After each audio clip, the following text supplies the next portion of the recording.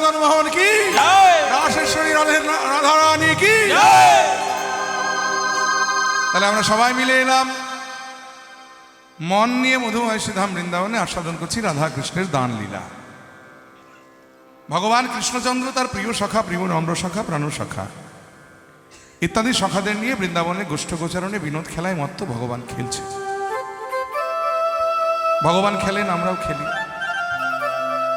তবে ভগবানের খেলা আর আমাদের খেলা কখনো এক হয় না, কারণ ভগবান খেললে হয় লীলা আর আমরা খেললে হয় খেলা। পার্থক্যটা এখানে। বাবা, ভগবানের লীলা আর আমাদের খেলা যারা এক করে ফেলে তাদের মতো অপরাধী কিন্তু জগতে দ্বিতীয় কেহ নাই। আর এই অপরাধ করেছিলেন সচ্চিদানন্দ বিগ্রহের দুটি বিগ্রহ, এক হলো ব্রহ্মা আর এক হলো মহেশ্বর। তারা ভগবানের লীলাকে একদিন খেলা মনে করে ভুল করে ফেলেছিল। ব্রহ্মা যে ভুলটা করেছিলেন সেটা হলো ভগবানের লীলাকে খেলা মনে করে ভগবানের রাখালগণের ধেনুগণকে গিরি গোবর্ধন পাহাড়ের গুহাতে নিয়ে গিয়ে চুরি করে লুকিয়ে রেখেছিল। আর ভোলানাথ যে ভুলটা করেছিলেন সেটা আপনারা জানেন। তিনি গোপী সেজে এসেছিলেন রাসের দ্বারে ভগবানকে পরীক্ষা করতে। এই জন্য দেখবেন এত কথা কারা বলছে? হ্যাঁ,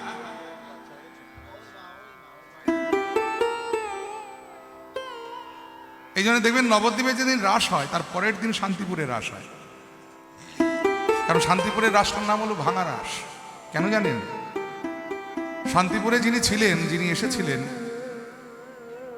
তিনি আর অন্য কেউ নন, তিনি হলেন কৈলাসপতি ভোলানাথ।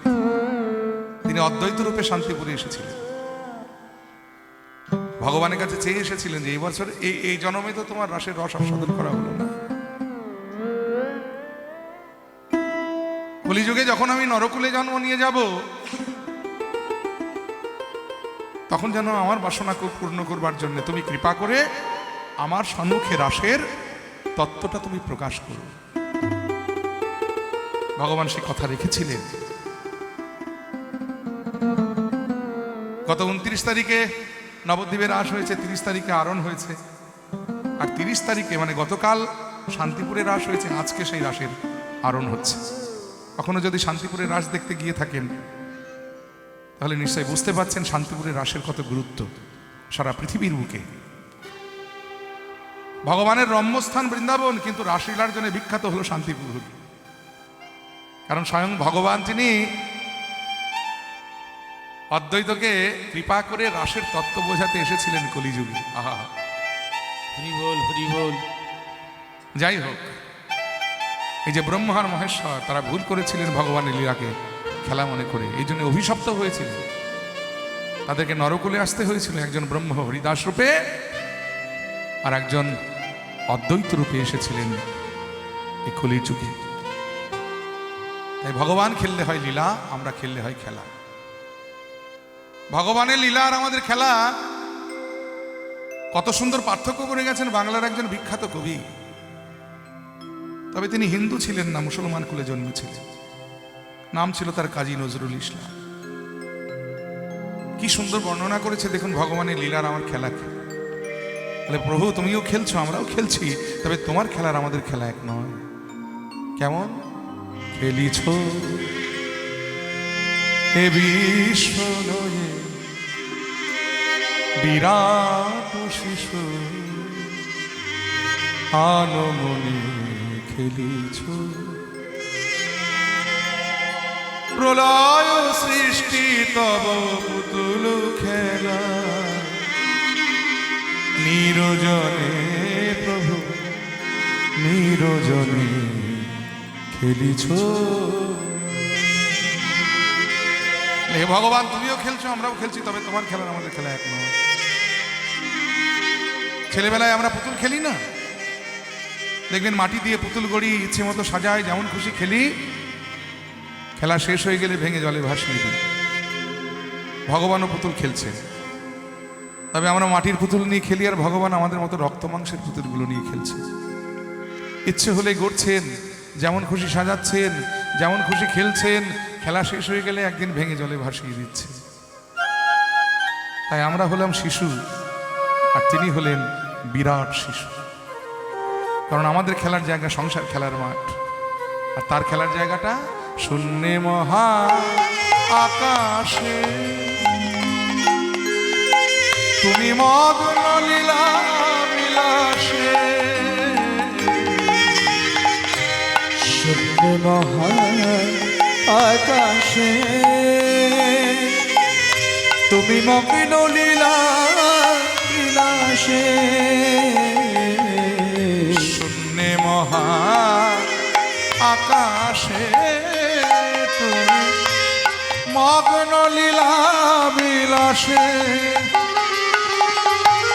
হাসিছ খেলিছ তুমি আপন শনে, নিরজনে প্রভু নিরজনে খেলিছ এ বিশ্বরে বিরাট শিশু আলো মনে খেলিছ এ বিশ্বলয়ে বিরাট শিশু আনমনে খেলিছ। ছেলেবেলায় লাটিম ঘুরিয়েছেন কারা কারা? হাত তুলুন দেখি। ছেলেবেলায় কারা কারা লাটিম ঘুরিয়েছেন দেখি, হাত তুলুন। ও বাবা, এই কয়জন? এদিকে লাটিম ঘোরাতো না কেউ? ঘুড়ি ওড়াতো না এদিকে? ঘুড়ি উড়িয়েছেন? আচ্ছা। কাঠের লাটিম দেখবেন সুতো দিয়ে প্যাঁচ দিয়ে ঘুরিয়ে ছেড়ে দিলে মাটিতে বনবন করে ঘুরতে ঘুরতে একসময় কাত হয়ে পড়ে যায়। ঘুড়ি ওড়াতে গিয়ে পাশের বন্ধুর ঘুড়ির সুতোতে যদি মাঞ্জা বেশি দেওয়া থাকে, আমার ঘুড়ি সুতোর সঙ্গে লাগলেই কেটে ভোকাট্টা হয়ে যায়। তেমনি ভগবান লাটিম ঘোরান, ভগবান ঘুড়ি ওড়ান। তবে ভগবান যে লাটিমটা ঘোরান জীবনে একবার ঘুরিয়েছেন, জন্ম জন্মান্তর ধরে ঘুরছে। ভগবান যে ঘুড়িটা ওড়ান জীবনে একবার উড়িয়েছেন, জন্ম জন্মান্তর ধরে উঠছে। তারা কারা জানেন? তারা ওই যে তারকার বিশ্বসী খেলে না তো হে উদাস পড়িয়া যাচ্ছি রাঙা পায়ের কাছে, রাশি রাশি তারকার বিশ্বসী খেলে না তো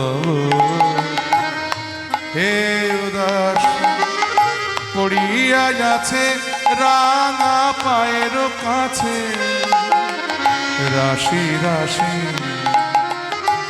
নিত্য তুমি হে উদাস, সদা সুখে দুঃখে অবিকার। নিত্য তুমি হে উদার, সদা সুখে দুঃখে অবিকার। নিত্য তুমি হে উদার, সদা সুখে দুঃখে অবিকার। ভাঙিছ গড়িছ নীতি ক্ষণে ক্ষণে, নিরজনে প্রভু নিরজনে খেলিছ এ বিশ্বরে বিরাট শিশু আরো মনে খেলিছ এ বিশ্বলয়ে বিরাট শিশু আনমনে খেলিছ খেলিছ খেলিছ খেলিছ খেলিছ। তাহলে ভগবান খেললে হয় লীলা, আর আমরা খেললে হয় খেলা। পার্থক্যটা এখানে। আজও খেলছেন ভগবান বৃন্দাবনে গোষ্ঠ গোচারণে, ভগবান বিনোদ খেলায় মত্ত। পদকর্তা সেই খেলা দর্শন করে অমনি কলম দিয়েছেন, আহায় আজ বিনোদ খেলা, খেলা রসে ছিল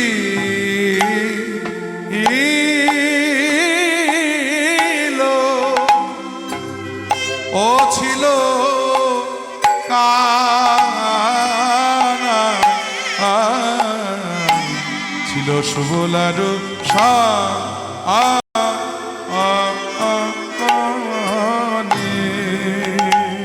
হয় আজ বিনোদ খেলা, মরম সখা সুবল শানে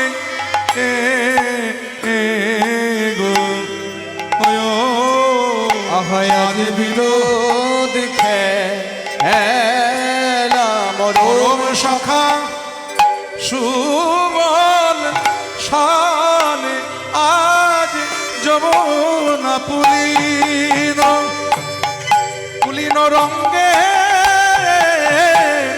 পরম সখা সুবল শানে আহা যমুনা পলিল রঙ্গে আগা মদম সখা সুবল শনে যমুনা পুলিন তাই গৌর মদম সখা সুবল শনে যমুনা পলিল রঙ্গে মদম সখা সুবল শনে যমুনা পলিল আগা মদম সখা সুবল শানে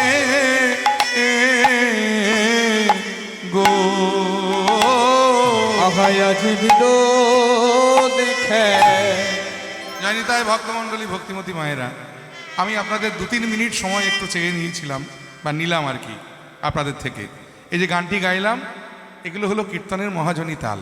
দেখুন, কীর্তন বাংলার যে বৈষ্ণব পদাবলী কীর্তন, এই বৈষ্ণব পদাবলী কীর্তনের যে ঐতিহ্য 850 বছর আগে বাংলার বুকে সৃষ্টি হয়েছে।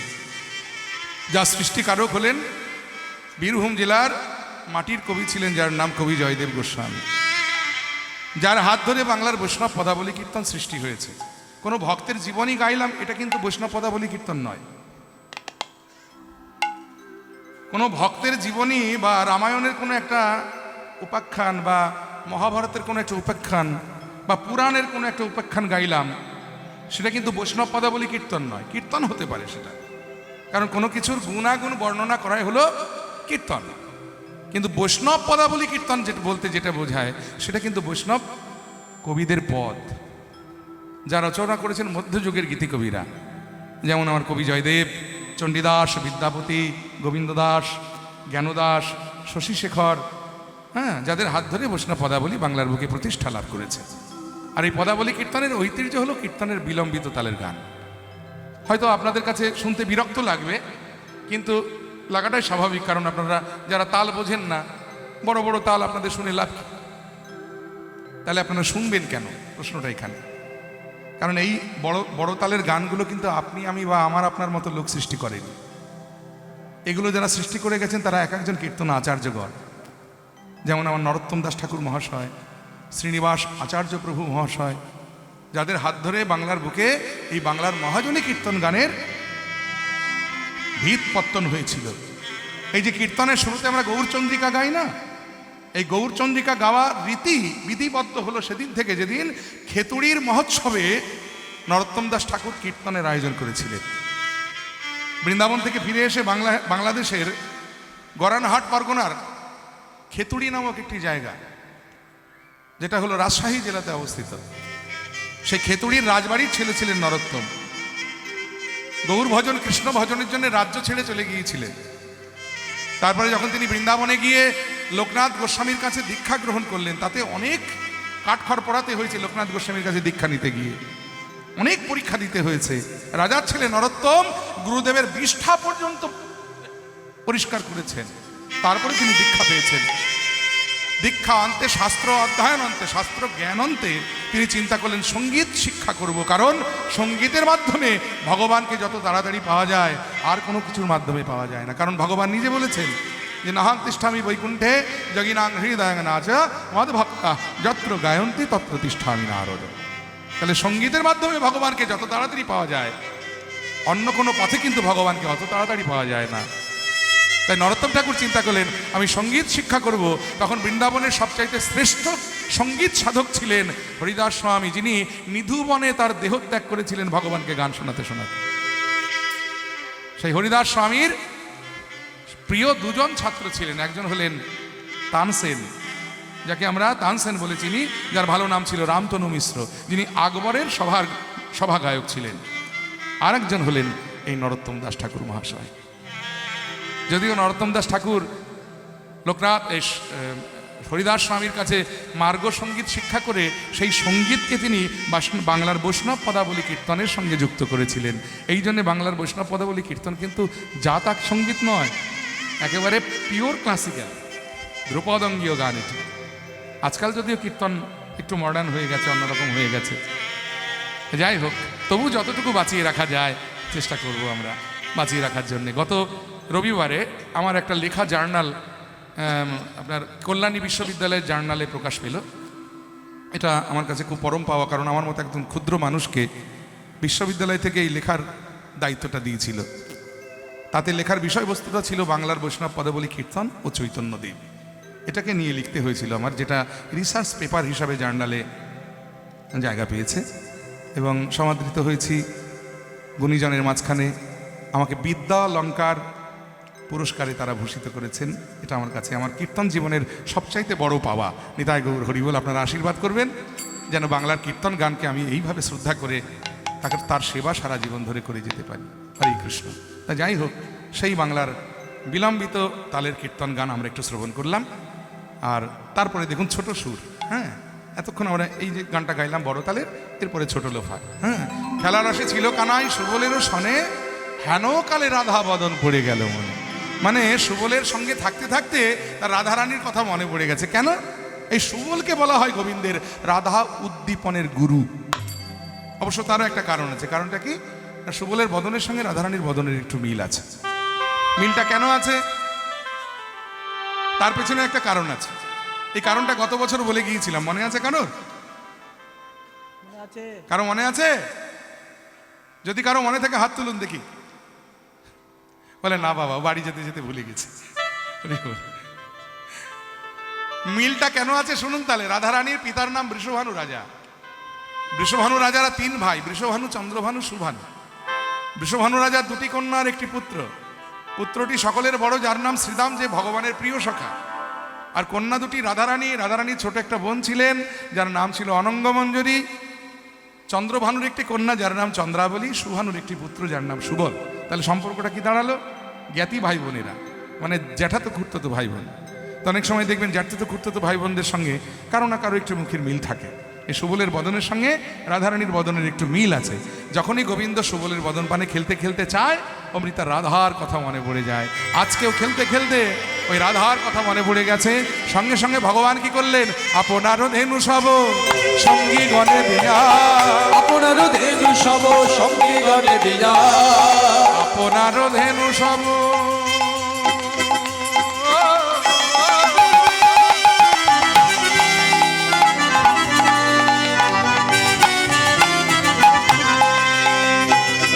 আপনার ধেনু সব সঙ্গী গণে দিয়া, আপনার ধেনু সব সঙ্গী গণে দিয়া।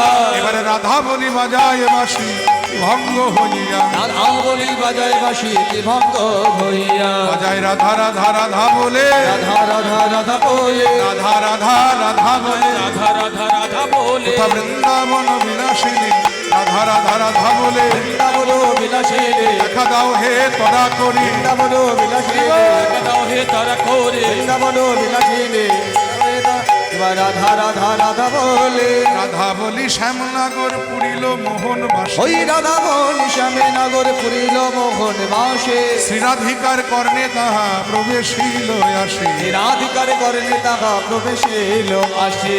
শুনি ধ্বনি সুবদনী অথির হইয়া গো, শুনি ধ্বনি সুমদনী অধীর হইয়া গো। এবার মধুরে ভেটিতে যায় আপনার এবার মধুরে ভেটিতে যায় আপনার দেয়া। যায় শেখর কহে এই কথা বটে, এই কথা বটে, চলো সবে যাব মোরা যাব মোরা যমুনার তটে। যমুনার তটে। কৃষ্ণ অনুরাগিনী রাধারানী তিনি বসেছিলেন নিজ সখীদের মাঝে, নিজ মন্দির মাঝে। আর এমন সময় কৃষ্ণের বংশীধ্বনি তার শ্রবণে বাজল। বাঁশি শুনে রাধারানী আকুলিনী হয়ে পাশে সখী ললিতা আদি বিশাখা বৃন্দকে ডেকে বলে, সখী রে, ওই শোন, আমার প্রাণনাথের বাঁশি বাজে সখী, আমি যে আর ঘরে রইতে না, চল যাই কৃষ্ণ দর্শন করে আসি। সখীরা বলে, রাধে, একে কৃষ্ণ বাদিনীর ঘর, যে ঘরে বসত করো ঘর তো তোমার ভালো নয়, এই যে কৃষ্ণ বাদিনীর ঘর, যে ঘরে বসে তোমার কৃষ্ণ কথা কইতে মানা, কৃষ্ণ ভজনে শত বাধা, আর সেই ঘর থেকে তুমি কৃষ্ণ দর্শনে যেতে চাইছো, এ কি সম্ভব? রাধারানী বলে উপায় কিছু নাই। বলে আছে, একটা উপায় আছে। না, কৃষ্ণ লীলার যিনি সহায়কারিণী, যার কৃপা হলে কৃষ্ণ বদন দর্শন সম্ভব, তিনি হলেন বৃন্দাবনের যোগমায়া যোগেশ্বরী। তাকে স্মরণ করো, কারণ যোগমায়ার কৃপা বিনা বৃন্দাবনে কৃষ্ণ দর্শন হয় না। কারণ ভগবান বৃন্দাবনে যা লীলা করেছেন সব হলো যোগমায়া আশ্রিত লীলা। শ্রীকৃষ্ণের যত খেলা সর্বোত্তম নরলীলা, সর্বোত্তম নরলীলা, নরগোপ হয় যাহার স্বরূপ, যাহার স্বরূপ গোপ বেশ বেনুকর, নব কৈশোর নট, কৈশোরে নটব, নরলীলা হয় যাহার অনুরূপ, নরলীলা হয় যাহার অনুরূপ। যোগমায়া চিৎ শক্তি বিশুদ্ধ সত্তা, যার পরিণতি, যার শক্তি লোকে দেখাইতে, সেই রূপ রতন যত কৃষ্ণ ভক্তের গূঢ়ধর, প্রকট কইল নিত্য লীলা, নিত্য লীলা হতে। তাহলে যোগমায়াকে বাদ দিয়ে কিন্তু কৃষ্ণ লীলা নয়। এই দেখুন, যোগমায়া আশ্রিত হলো লীলা। আমরা অনেকে কালী কৃষ্ণে ভেদ করি না। জগতে অনেক মানুষ দেখবেন কালী কৃষ্ণকে ভেদ করে দিই, ভেদাভেদ করে দিই। না, আমি কৃষ্ণ ভজন করি, আমি কালীর প্রসাদ খাবো না। কালী অন্য কেউ নন, কালী হলেন স্বয়ং যোগমায়া, যার কৃপাতে বৃন্দাবনে গোপীরা কৃষ্ণের চরণ পেয়েছিল। আহা, তাই তাকে বাদ দিয়ে বৃন্দাবনের কোনো লীলা নয়। তাই সখীরা রাধারানীকে বললেন, যা তুই যোগমায়াকে একবার স্মরণ কর। এই রাধারানী এবার সকল সখীগণকে সঙ্গে নিয়ে মা যোগমায়াকে স্মরণ করতে লাগলেন। বিপদ তারিণী মা, তুমি অশেষ দয়া তোমার, আমার আপদ বিপদ আধার পথে সঙ্গী তুমি আমার। বিপদ তারিণী মা, তুমি মাগো জগদম্বা, জগদ্ধাত্রী দয়া, অভাগিনীর দুঃখ হরামা, শক্তিরূপা ব্রহ্ম, আমার ঘোর বিপদে আর কে আছে, আমার আমার আর কে আছে আমার, আমার আপদ বিপদ আধার পথে সঙ্গী তুমি আমার। বিপদ তারিণী মা গো, মা যার আনন্দ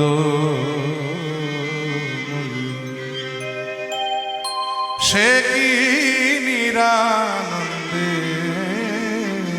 থাকে, মা যার আনন্দ।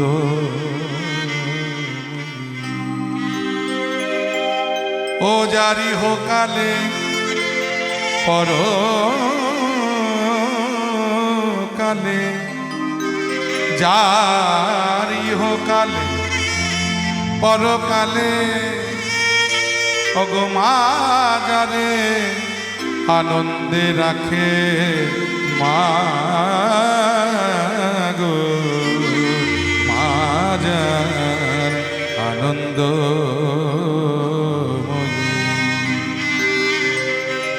সদানন্দময়ী শ্যামা মা, মা গো শ্যামা মা, শ্যামা মা, মা গো মা আমার। সদানন্দময়ী শ্যামা অনুপমা গুণ ধামা সে যে সদা শিবের মনোরমা সদা সদানন্দ হৃদয়ে জাগে মা গো মা যার আনন্দ ময়ী ও সর্বমঙ্গলে শিবে সর্বার্থ সাধিকে শরণ্যে ত্রম্বকে গৌরী নারায়ণী নমস্তুতে সৃষ্টি স্থিতি বিনাশানি শক্তিভূতে সনাতনী গুণাশ্রয়ে গুণময় দেবী নারায়ণী নমস্তুতে। রাধারানীর মতো কৃষ্ণ ভক্তের ডাকে মা যোগমায়াকে স্থির থাকতে পারে? সঙ্গে সঙ্গে বড়াই বুড়ির রূপ ধরে মাথায় পসরা নিয়ে এই বৃন্দাবনের পথ দিয়ে হাঁটতে হাঁটতে জটিলা মন্দিরের সম্মুখে উপস্থিত ডেকে বলেন, জটিলা, ও কুটিলা, কেউ আছিস ঘরে? জটিলা তাড়াতাড়ি করে এসে দ্বার উন্মুক্ত করে দেখছে বড়াই বুড়ি দাঁড়িয়ে আছে। বড়াই বুড়িকে ডেকে নিয়ে অমনি রত্ন সিংহাসন পেতে বসতে দিয়েছে। বসো মা, বসো। আহা, কতদিন পরে আমাদের বাড়িতে এলে, সব ভালো তো? খবর টবর ঠিক আছে তো? বলে হ্যাঁ হ্যাঁ, আসলে যাচ্ছিলাম এই পথ দিয়েই, কারণ আজকে একটা অভিনব ঘটনা ঘটেছে। বলে কি না, মথুরায় নাকি ওই একটা নতুন হাট বসেছে, আর সেই হাটে নাকি ঘিয়ের দরে ঘোল বিক্রি হচ্ছে। জটিলা বলছে কি বলছো? তাই হয় কখন? হয় না, না হয় না, কিন্তু আজকে হচ্ছে। বাজে কথা। বলে হতেই পারে না। ঘির দাম কত? বর্তমান বাজারে একটু ভালো ঘি কিনতে গেলে 500 থেকে 600 টাকা কিলোর নিচে হয় না। কি হয় কি? কিন্তু ঘোলের দাম কত? 40 টাকা কিলো। তো ঘোল কখনো ঘির দামে বিক্রি হয়? তুমি যা তা বলছো, মেনে নেবো? কি যে তুমি বলছো মা, তোমার বৃদ্ধা হয়েছে, বয়স হয়েছে, হয়তো তোমার বুদ্ধি নাশ হয়েছে, হয়তো তুমি কিছু মনে রাখতে পারছো না, তাই তুমি এসব উল্টো পাল্টা কথা বলছো। আরে বাবা না, হলো আমার নাম বড়াই বুড়ি, এই বৃন্দাবনে সকলের বড় আমি, সকলকে হাতে ধরে বিকি কিনে শিখিয়েছি আমি, আর তুই আমাকে এইভাবে করতে পারিস না। শোন, আমি ঠিকঠাক বলছি একদম। আসলে মথুরার এই হাটটা হলো নতুন, তা নতুন হাটে তো দোকানদার কম আসছে, আর দোকানদার বেশি না এলে খদ্দের কম হয়ে যাবে। এই জন্য মহারাজ ঘোষণা করে দিয়েছে যে আজকের জন্য হাটে যারা ঘি নিয়ে যাবে তাদের ঘি ঘোলের দামে বিক্রি হবে। তাদের ঘোল ঘিয়ের দামে বিক্রি হবে। আজকের হাটে যারা ঘোল নিয়ে আসবে তাদের ঘোল ঘিয়ের দামে বিক্রি হবে। এই দেখ বৃন্দাবনে সবাই যাচ্ছে। ওহ বাবা রে, কি হলো গো মায়েরা? বাবা রে, হাটে যাচ্ছে নাকি সব? হাটে হাটে হরে কৃষ্ণ। আস্তে কথা বলো না। হ্যাঁ, যারা যাচ্ছে তাদের যেতে দাও, আর যারা থাকবে তারা মন দিয়ে শোন। হরে কৃষ্ণ। যাই হোক, তা দেখ বৃন্দাবনে সবাই যাচ্ছে মাথায় করে ঘোল নিয়ে মথুরার হাটে, তাই তোদের বলতে এলাম, তোরা কি যাবি? জটিলা বলছে, মা তুমি আমায় বলছো মাথায় করে ঘোল নিয়ে আমি হাটে যাব? হ্যাঁ, আরে বাবা, এখন আমাদের কত ধন সম্পত্তি। আমি আয়ানের মা, আমার ছেলে আয়ান মথুরাতে বিরাট বাথান, কত গাভী আমাদের, কত দুগ্ধ, কত ঘি ঘোল ক্ষীর সর ছানা পুরি, আর আমি মাথায় করে ঘোল নিয়ে হাটে যাব বেচতে। লোকে দেখলে বলবে কি? মান সম্মান নেই আমার একটা? মান সম্মানের ভয় হয়ে গেছে রে। আমরা হলাম জাতগোয়ালা, দধি দুগ্ধ ঘৃত ঘোল তৈরি করার, বাজারে বিক্রি কিনি করা, এটা আমাদের জাতি ব্যবসা। এখানেও তোর মান সম্মানের ভয় কেন রে? কিসের এত অহংকার তোর? এই অর্থ প্রাচুর্য ধন সম্পদ। জটিলা রে, এই ধন কারো চিরদিন থাকে না রে জটিলা, ধন কারো চিরদিন থাকে না। ভগবান যদি কাউকে ডোবায়, কারো সাধ্য নাই তাকে ভাসায়। ভগবান যদি কাউকে ভাসায়, এই জগতে কারো সাধ্য নাই তাকে ডোবায়।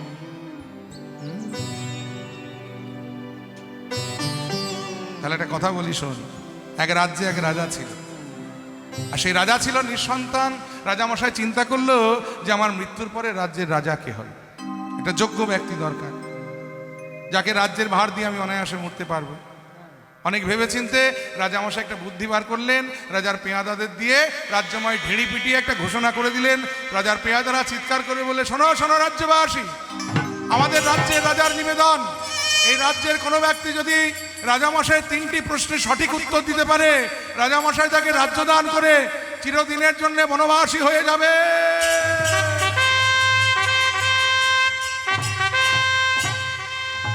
আর সেই ঘোষণা শুনে কত দেশ বিদেশ হতে কত অগণিত বিদ্বান বুদ্ধিমান পণ্ডিত বীর যোদ্ধা কতজনের রাজসভাতে এলেন, কিন্তু আশ্চর্য ব্যাপার যে একজনও রাজামশাইয়ের একটি প্রশ্নের উত্তরও দিতে পারলেন না। রাজামশাই গালে হাত দিয়ে বসে বসে ভাবছেন যে এমন একজন পাবো না যে আমার রাজ্যের ভার নিতে পারবে, এই সিংহাসনের সঠিক উত্তরাধিকারী হবে। ঠিক এই চিন্তা করছেন, এমন সময় এক বটতলার ভিখারি রাজসভাতে এসে হাজির। মহারাজকে প্রণাম করে বলেন, প্রণাম মহারাজ। কে তুমি? আমি ওই বটতলার ভিখারি। এখানে কি মনে করে? না, আমি খবরটা শুনলাম যে আপনি নাকি 3খানা প্রশ্ন করবেন, তো সেই প্রশ্নের নাকি সঠিক উত্তর দিতে পারলে রাজ্যের রাজা হওয়া যাবে, তাই আমি এসেছি মহারাজ। আপনি যদি কৃপা করে আপনার প্রশ্ন 3টি করেন তাহলে আমার একটু এই দাঁড়াও দাঁড়াও দাঁড়াও না, কত বিদ্বান বুদ্ধিমান পণ্ডিত বীর তারা পারলো না, আর তুমি সামান্য গাছতলার ভিখারি, দূর হয়ে যাওয়ার সামনে। ভিখারি বললে, মহারাজ পথে পড়িয়া ছাই উড়াইয়া দেখো তাই, মিলিলেও মিলিতে পারে অমূল্য রত। অনেক সময় দেখবেন পচা শামুকেও পা কাটে। আপনি একবার প্রশ্ন করেই দেখুন না, আমার চেষ্টা করতে ক্ষতি কোথায়? রাজামশাই বললে, দাঁড়াও দাঁড়াও দাঁড়াও, তোমার এত বড় স্পর্ধা, তুমি আমার মুখে মুখে তর্ক করছো? তাহলে শোনো, প্রশ্ন আমি তোমায় করতে পারি, আমার একটা শর্ত আছে। বলে কি? আমি তোমায় 3টি প্রশ্ন করব, আর এই 3টি প্রশ্নের ধরো তুমি একটার উত্তর দিতেই পারোনি, তবেও কিন্তু তোমার শাস্তি হবে মৃত্যুদণ্ড। ভিখারি একটু থমকে গেলেন, কারণ মৃত্যুকে ভয় পায় না পৃথিবীতে এমন কোনো জীব নাই। মৃত্যুর কথা শুনে ভিখারি একটু থেমে গেলেন, থমকে গেলেন, চুপসে গেলেন। কিন্তু পরক্ষণেই ভাবলেন যে জন্ম যখন নিয়েছি, মরতে তো একদিন না একদিন হবে। তাছাড়া এই যে ভিক্ষা শিক্ষা করে খাই, হ্যাঁ, কোনোদিন জোটে কোনোদিন জোটে না, এইভাবে বেঁচে থাকারও তো কোনো মূল্য নাই। যদি প্রশ্নের উত্তর দিতে পারি তাহলে রাজ্যের রাজা হতে পারবো। আমার মনে হয় এই সুযোগ ছাড়া ঠিক হবে না, মৃত্যু হয় হবে। এই বলে ভিখারি বললেন, ঠিক আছে মহারাজ, আমি রাজি, আপনার প্রশ্নের উত্তর দেওয়ার জন্য আপনার শর্তে আমি রাজি আছি, আপনি প্রশ্ন করুন। তাহলে প্রস্তুত হও ভিখারি। আমার প্রথম প্রশ্ন, বলো তো ভিখারি, ভগবানের নাম কি? বড় কঠিন প্রশ্ন। ভগবানের তো কত নাম, কেউ বলে নারায়ণ, কেউ বলে নন্দনন্দন, কেউ বলে যশোদানন্দন, কেউ বলে দেবকী নন্দন, কেউ বলে বাসুদেব, কেউ বলে মুরারি, কেউ বলে মুকুন্দ, কেউ বলে শ্রীকৃষ্ণ, কেউ বলে গোবিন্দ, কেউ বলে রাধানাথ, কেউ বলে গোপীনাথ, কেউ বলে রাধা বল্লভ, কেউ বলে গোপী বল্লভ। অযোধ্যায় বলছে রামচন্দ্র, পুরীতে জগন্নাথ, নবদ্বীপে গৌরহরি, এক বৃন্দাবনে ভগবানের 108খানা নাম আছে। ভিখারি মনে মনে চিন্তা করছে যে এত নামের মধ্যে এখন কোন নামটা বলি রে বাবা। আর যেই বিপদের কথা মনে পড়ে গেছে, সঙ্গে সঙ্গে বলছে, মহারাজ ভগবানের নাম আমার মনে পড়ে গেছে, ভগবানের নাম হলো বিপদ ভঞ্জন মধুসূদন। কারণ ভিখারি বিপদে পড়েছে তো, আর বিপদে পড়লে মধুসূদনের নাম মনে আসবেই, কারণ তিনি যে বিপদ ভঞ্জন। দেখবেন আমরা যখন ভালো থাকি, সুখে থাকি, কেউ ভগবানকে মানিও না, বিশ্বাসও করি না। যখনই বিপদে পড়ি মন্দিরে মাথা ঠুকে বলি, মধুসূদন তুমি তো বিপদের কর্তা, তুমি বিপদ তারণ, তুমি বিপদ হতে আমায় রক্ষা করো প্রভু। আর ভিখারির সামনে আজকে এত বড় বিপদ, কারণ 3টে প্রশ্নের মধ্যে একটার উত্তর দিতে না পারলে মৃত্যুদণ্ড হবে। আর এই বিপদে মধুসূদন ছাড়ার কাউকে মনে করতেই পারলেন না ভিখারি।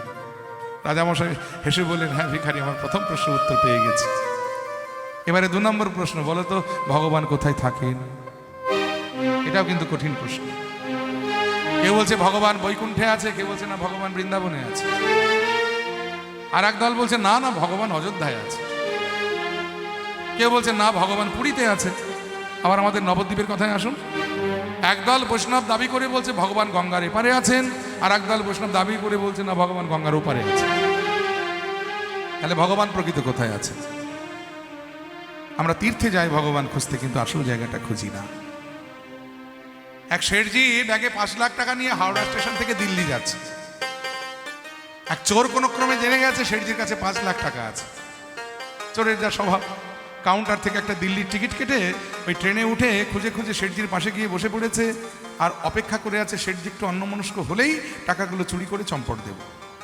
কিন্তু অত সোজা, ধন বইতে গেলে আগে শিখতে হয় রক্ষা করা। কারণ রাখতেই যদি না জানি ভিখারি হতে দেখবেন সময় লাগবে না। ওই ভিখারির এই শেঠজির পাশে এসে চোর যখন বসেছে, শেঠজি বদন দেখে বুঝতে পেরেছে বেটার মতলব ভালো নয়, আমার সাবধানে থাকতে হবে, এতগুলো টাকা আমার কাছে। তাই শেঠজি নড়েও না চড়েও না।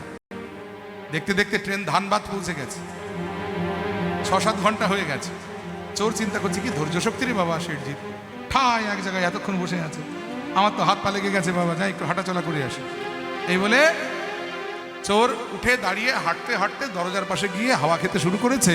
শেঠজি দেখলেন সুযোগ যখন একটা পাওয়া গেছে, এই সুযোগে ব্যাগ থেকে টাকাগুলো বার করে নির্জন জায়গায় লুকিয়ে ফেলা যায়, নইলে এ বেটার হাত থেকে রক্ষা করা যাবে না। শেঠজি তার টাকাগুলো বার করে একটা নির্জন স্থানে লুকিয়ে ফেলেছে। পরক্ষণে চোর এসে তার জায়গায় যখন বসেছে, শেঠজি খালি ব্যাগটা সিটের উপরে রেখে দিয়ে বললো, বাবা আমার ব্যাগটা রইল, একটু দেখো তো, আমি আসছি। চোর মনে মনে বলছে, আরে বাবা আমি কখন থেকে ওই অপেক্ষাতেই তো বসে আছি, তুমি গেলেই তো আমি দেখবো, তুমি যাচ্ছ না, আমার দেখাও হচ্ছে না। এই শেঠজি যেই গেলেন, চোর আর দেরি না করে চেন খুলে ব্যাগের মধ্যে হাত দিয়ে দেখে ফাঁকা, টাকা নাই।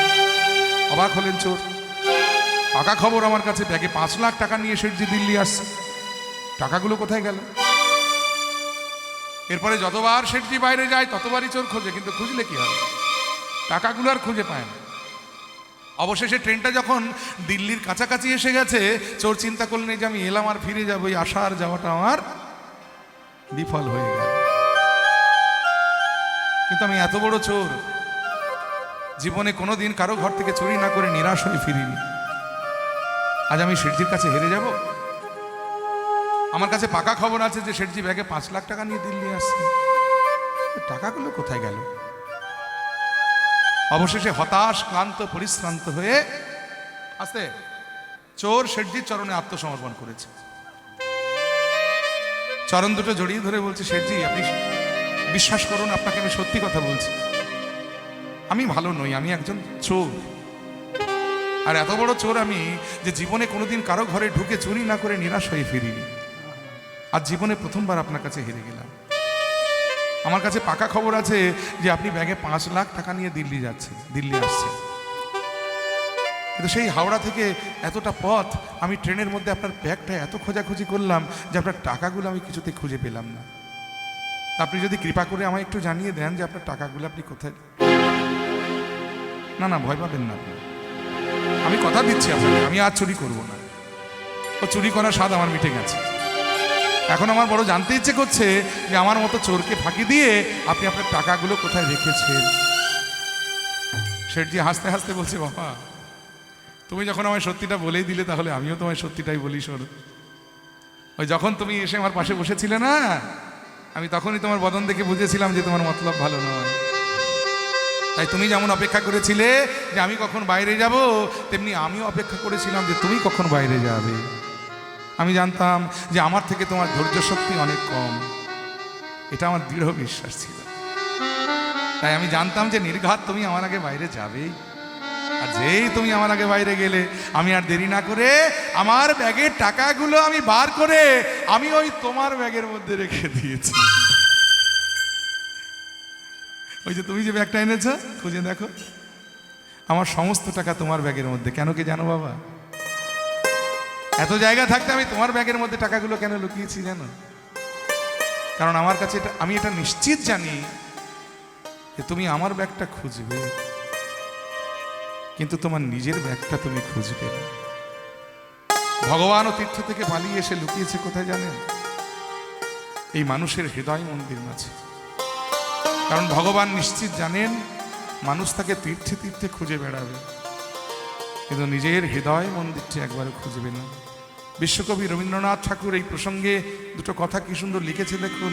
তিনি বললেন, প্রভু আমার হিয়ার মাঝে লুকিয়েছিলে, দেখতে আমি পাইনি তোমার, দেখতে আমি পাইনি। আমার হিয়ার মাঝে লুকিয়েছিলে দেখতে আমি পাইনি, তোমায় দেখতে আমি পাইনি। এ বাহির পানে চোখ মেলেছি, বাহির পানে আমার হৃদয় পানে চাইনি আমার। হিয়ার মাঝে লুকিয়েছিলে দেখতে আমি পাইনি, তোমায় দেখতে আমি পাইনি। আমার সকল ভালোবাসায় সকল আঘাত সকল আশায় আমার, সকল ভালোবাসায় সকল আঘাত সকল আশায় তুমি ছিলে, আমার কাছে তুমি ছিলে। আমি তোমার কাছে যাইনি আমার। হিয়ার মাঝে লুকিয়েছিলে দেখতে আমি পাইনি, তোমায় দেখতে আমি পাইনি।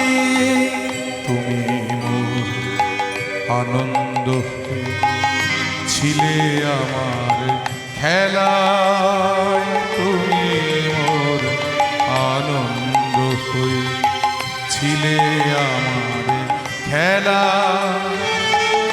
আনন্দে তাই ভুলেছিলে, আনন্দে তাই ভুলেছিলে, কেটেছি দিন হেলা। গোপনে রহে গভীর প্রাণে আমার দুঃখ সুখের গানে, গোপন রহি গভীর প্রাণে আমার দুঃখ সুখের গানে সুর দিয়েছ তুমি। আমি তোমার গান তো গাইনি আমার। হিয়ার মাঝে লুকিয়েছিলে দেখতে আমি পাইনি, তোমায় দেখতে আমি পাইনি। এই বাহির পানে চোখ মেলেছি, বাহির পানে আমার হৃদয় পানে চাইনি আমার। হিয়ার মাঝে লুকিয়েছিলে দেখতে আমি পাইনি, তোমায় দেখতে আমি পাইনি। ভিখারি বলেন, মহারাজ আপনার দ্বিতীয় প্রশ্নের উত্তর হলো ভগবান থাকেন ভক্তের হৃদয়ে। দ্বিতীয় প্রশ্নের উত্তরটা মিলে গেল। এবারে তৃতীয় বা শেষ প্রশ্ন বলছে, বলো তো ভিখারি, আমার শেষ প্রশ্ন হলো ভগবানের কাজ কি? ভিখারি একটু হাসতে হাসতে বললে, মহারাজ এই প্রশ্নের উত্তরটা তো এখানে দাঁড়িয়ে দাঁড়িয়ে দেওয়া সম্ভব হবে না। বলে কেন? না, আপনাকে আমাকে যদি একটু আপনার সিংহাসনে বসার সুযোগ দিতেন তাহলে এই প্রশ্নের উত্তরটা দিতে আমার একটু সুবিধে হতো। তারা যেমন সে চিন্তা করলো যে দুটো প্রশ্নের উত্তর দিয়েই দিয়েছে আর এটা হলো শেষ প্রশ্ন, এটার উত্তর দিলে ওই ভিখারি তো সিংহাসনে বসবে, আমার আর কেন বৃথা সিংহাসনে মায়া করা। এই বলে রাজা সিংহাসন ছেড়ে ভিখারির জায়গায় গিয়ে দাঁড়িয়েছে, আর ভিখারি ছুটে গিয়ে রাজার সিংহাসনের উপরে বসেছে। পায়ের ওপরে পা তুলে রাজার মুখের দিকে তাকিয়ে তাকিয়ে হাসছে। রাজামশাই ভিখারিকে অমনি করে হাসতে দেখে কিছুক্ষণ পরে বিরক্ত হয়ে গেল। এই ভিখারি, কি হলো বলো, ভগবানের কাজ কি, উত্তর দাও। ভিখারি বলেন, মহারাজ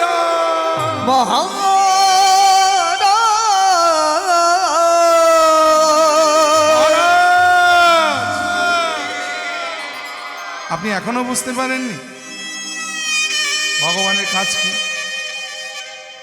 একটু আগে আপনি ছিলেন এ রাজ্যের রাজা আর আমি ছিলাম বটতলার ভিখারি, আর এক মুহূর্তের মধ্যে আমি হলাম এ রাজ্যের রাজা আর আপনি হয়ে গেলেন পথের ভিখারি। মহারাজ,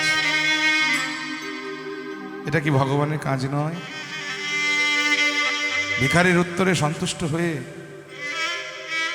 রাজামশাই চিরদিনের জন্য ভিখারিকে রাজ্য দান করে বনবাসী হয়ে গেলেন। তাহলে দেখুন, দিন কারো চিরদিন সমান যায় না। ভগবান ইচ্ছে করলে ভিখারিকে রাজা করতে পারে, রাজাকে ভিখারি করতে পারে। এটা ভগবানের কাজ। তাই ধন, ঐশ্বর্য, প্রাচুর্য, টাকা পয়সা, গাড়ি বাড়ি, সব কিছু আমার নয়।